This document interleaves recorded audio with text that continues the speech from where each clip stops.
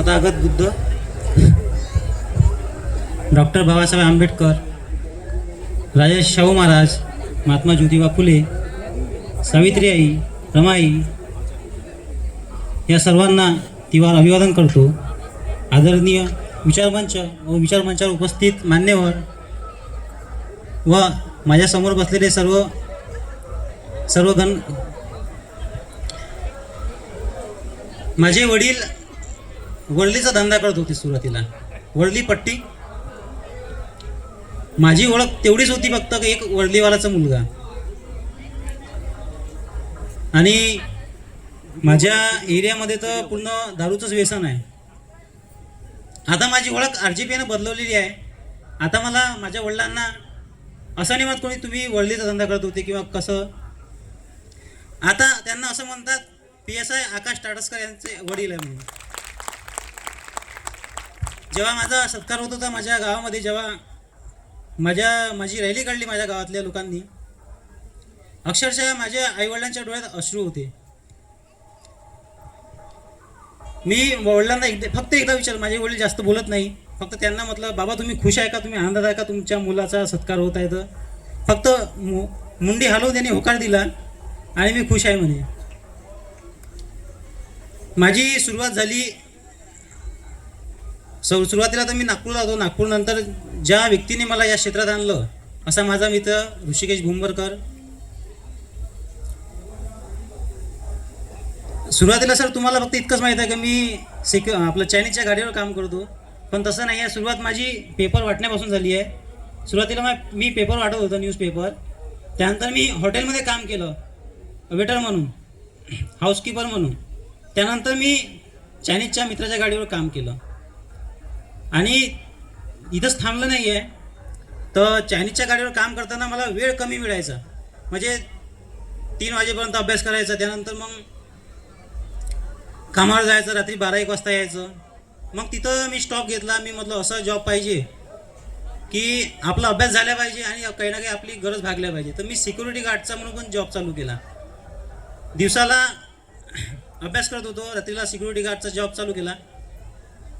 एक टाईम असा होता सर की मी 5,000 रुपयात 24 तास काम केलं आहे.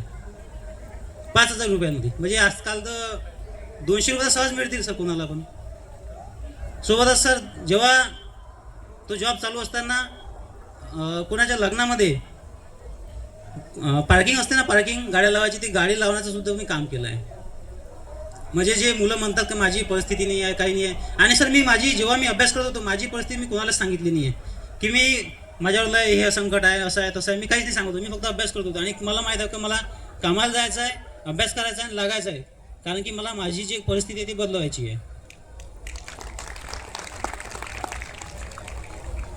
मला फक्त एकच गोष्टीची माहिती होती की माझ्या हाती पुस्तक कसं येईल, कारण की मला विकत घ्यायला तर पैसे उरत नव्हते. जेव्हा RGPशी संबंध आला तर RGPने पूर्ण चित्र माझं बदलवलं आहे.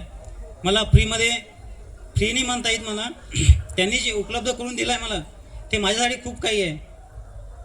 पुस्तकं, मार्गदर्शन, या सगळ्या गोष्टी. आणि मेन म्हणजे जे माझ्यासोबत घडलं, RGP का असावी हे सांगतो सर तुम्हाला मी. तुम्ही मागच्या वेळेस आपण जेव्हा बोललो तर RGP एक बाग का असावी, म्हणजे मी थोडासा रागीट स्वभावाचा आहे, मला राग लवकर येते. मी मागच्या वेळेस बोलताना 14 ऑक्टोबरमध्ये तिथं पण बोललो होतो की मी खूप काही म्हणजे वाईट परिस्थितीतून आलो होतो. जे संस्कार माझ्यावर RGPने घडवले आहे, जे संस्कार टाकले बुद्ध, फुले, शाहू आंबेडकरांचे, ते खरंच मी कधीच विसरू शकणार नाही. ते एक गोष्ट म्हणतात की बुडत्याला तिनक्याचा सहारा. माझ्यासाठी तर RGPनं पूर्ण अख्खा जहाज उभा करून दिला आहे. आणि मला सपोर्ट करणारे माझे जे RGPचे कोऑर्डिनेटर आहे, Surendra Meshram sir, Siddhu sir, Raybole madam, Raybole sir, Gote sir, Rokade sir, Shende sir व सर्व कमिटी मेंबर, आणि जे ज्युनियर कमिटी मेंबर होते आमचे, रोहित मेश्राम सर, उमेश रामटेके सर आणि सर्व अभिजित सर, यांनी खरंच खूप मदत केली आहे. RGPच्या माध्यमातून असे काही मित्र मिळाले आहे, अशा परिवारातून असे काही मित्र मिळाले आहे की त्यांनी म्हणजे माझी परिस्थिती समजली, त्यांनी ते मदत केली मला. जेव्हा मी मेन्सला होतो माझ्याकडे काहीच सोय नव्हती की मी मेस म्हणजे मुलं तर पुण्याला जातात अभ्यास करायला मेन्ससाठी, प्री निघाली की पुण्याला पळाले किंवा दुसरीकडे गेले. माझ्याजवळ काहीच नव्हतं मेन्ससाठी.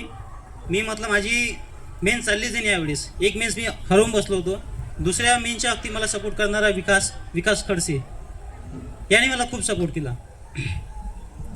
त्यानंतर मला सपोर्ट करणारे माझी मैत्रीण निलिमा पाटील, ऋषिकेश भुंबरकर आणि एक अमन पोटडुके म्हणून माझा मित्र आहे. जेव्हा मी ग्राउंड करत होतो तो बुटावर धावत होता आणि मी चपलीवर धावत होतो. तो माझ्या चपलकडे पाहून असा म्हणाला मला की म्हणे माझ्याकडे म्हणे माझे पार्टीचे याचे पैसे आलेले आहे म्हणे घरून म्हणे, तर तू एक काम कर म्हणे, मी बूट घेतो म्हणे, तू एक बूट घे म्हणे. मी म्हटलं सर मला कशाला तुम्ही पैसे देता बूट घ्यायला. नाही म्हणे तू माझा मित्र आहे म्हणे आणि माझ्या पायात बूट असा आणि तुझ्या पायात बूट नसन ते चांगलं नाही वाटत म्हणे. तसं तो नेहमी मला मदत करत गेला. त्याचं नाव घेण्याचं म्हणजे आवश्यकता होती असं मला वाटते. दुसरी गोष्ट, नेहमी म्हणतात की लागल्यानंतर माणूस बदलतो. म्हणजे अभ्यासिकाला विसरता अशी खूप सारी मुलं आहे जे धम्मदान देत नाही, कोणीही उचलत नाही, साधे काही काही अशी मुलं आहे. पण मी असं म्हणतो की जर आपणच विसरलो, आपल्याला जर जाणीव नसली आपल्या परिस्थितीची, आपण कोणत्या परिस्थितीतून आलो, जसं सरांनी सांगितलं पहिला पगार, त्यावेळेस खरंच नक्की आठवण झाल्या पाहिजे की पहिल्या पगार भेटल्यानंतर आपण काय काय विकत घेतलं आणि त्याच्या पहिले आपल्याजवळ काय काय होतं. मी म्हणतो आपल्या जे बाबासाहेबांनी सांगितलं पे ॲक्टिव्ह सोसायटी, त्याच्या माध्यमातून आपण कार्य केल्या पाहिजे. आणि सर मी या मंचावर उपस्थित उभा राहून तुम्हाला एक आश्वासन देतो. ते एक मन आहे ना, गरज सरो वैद्य मरो, तसं होणार नाही. मी माझे RGP चळवळीला कधीच विसरणार नाही. मी तिच्याशी नेहमीप्रमाणे राहीन.